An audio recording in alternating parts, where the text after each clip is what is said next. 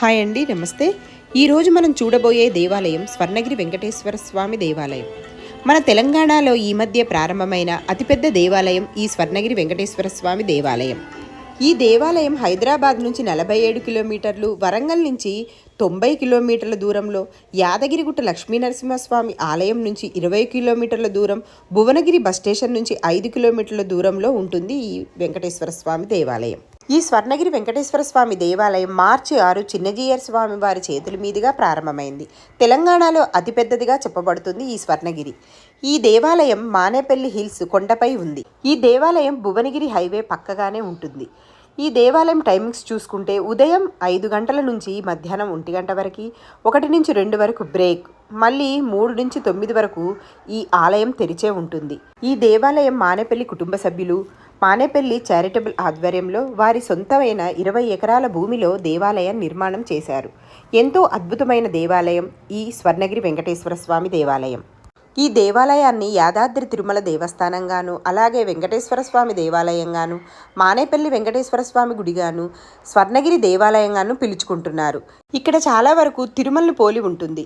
మనం దేవాలయానికి వెళ్ళినప్పుడు ఇరువైపులా దేవతామూర్తులు, మధ్యలో స్వామివారి పాదాలు ఉంటాయి. మనం చూసినట్టయితే తిరుమల అలిపిరి మెట్ల మార్గంలో స్వామివారి పాదాలు, అలాగే వెనుక వైపు మెట్లు ఎలా ఉంటాయో అలాగే పోలి ఉన్నాయి ఇక్కడ స్వామివారి మెట్లు. మనం మెట్లు ఎక్కే ఎడమ చేతి వైపు దశావతారాలు ఉన్నాయి. స్వామివారి అవతారాలు చక్కగా పాలరాతితో చెక్కబడి ఉన్నాయి. మెట్లు ఎక్కే మార్గం 108 మెట్లు ఉన్నాయి. మనం తిరుమల మెట్లు ఎక్కుతున్న భావన కలుగుతుంది, అంత బాగా ఉన్నాయి మెట్లు. భక్తులు ఈ పాదాల వద్ద కొబ్బరికాయలు కొట్టి నడక ప్రారంభిస్తున్నారు. మెట్లు కూడా చాలా సులభంగా ఉన్నాయి. 15 నిమిషాల్లో పైకి వెళ్ళిపోవచ్చు. పెద్దవాళ్ళని, నడవలేని వారిని తీసుకువెళ్ళడానికి బ్యాటరీ వెహికల్స్ ఉన్నాయి. వారు పైకి తీసుకొని వెళ్తున్నారు. ఎలాంటి రుసువు తీసుకోవడం లేదు ఇప్పటి వరకైతే. ఈ దేవాలయంలో 4 రాజగోపురాలు ఏర్పాటు చేశారు. ఈ దేవాలయం తిరుమల దేవస్థానంలాగే ఉంటుంది. 4 మాడవీధులు ఏర్పాటు చేశారు. విమాన గోపురంతో పాటు విమాన వెంకటేశ్వర స్వామిని కూడా ఇక్కడ కొలువై ఉన్నారు. తిరుమలలాగే ఇక్కడ వెంకటేశ్వర స్వామి ఎంతో ఎత్తుతో, ఆభరణాలతో చూసిన వారికి ఆ తిరుమలేశుని చూసిన భావనే కలుగుతుంది. అలా ఉన్నారు ఆ స్వామి. ఈ దేవాలయంలో పెద్ద గంటను ఏర్పాటు చేశారు. ఇది 1700 కిలోలు ఉంటుంది. దీని ప్రత్యేకత భారతదేశంలో ఇది 2వ గంట.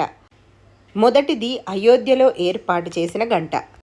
ఈ దేవాలయంలో ఏకశిలపై హనుమంతుణ్ణి ఎంతో ఎత్తుతో ఏర్పాటు చేశారు. అలాగే ఇక్కడ చెప్పుకోదగ్గది మరొకటి కోనేరు. ఎంతో అద్భుతంగా 2 అంతస్తుల్లో ఉంది. ఈ కోనేటిలోకి వెళ్లే దారిలో ఎడమవైపున వరాహస్వామివారు, కుడివైపున శ్రీ లక్ష్మీ నరసింహస్వామి వారు కొలువై ఉన్నారు. ఈ కోనేరు మధ్యలో శేతతల్పం మీద జలనారాయణుడు కొలువై ఉన్నారు. కోనేరులో 4 పక్కల దేవతామూర్తులు, 4 గోపురాలు ఉన్నాయి. ఇక్కడ కళ్యాణ మండపము, అన్నదాన సత్రము కూడా ఉన్నాయి. ఎంతో అద్భుతంగా ఉంది ఈ దేవాలయం. మీరందరూ కూడా ఆ స్వామిని దర్శించుకోండి. నమస్తే.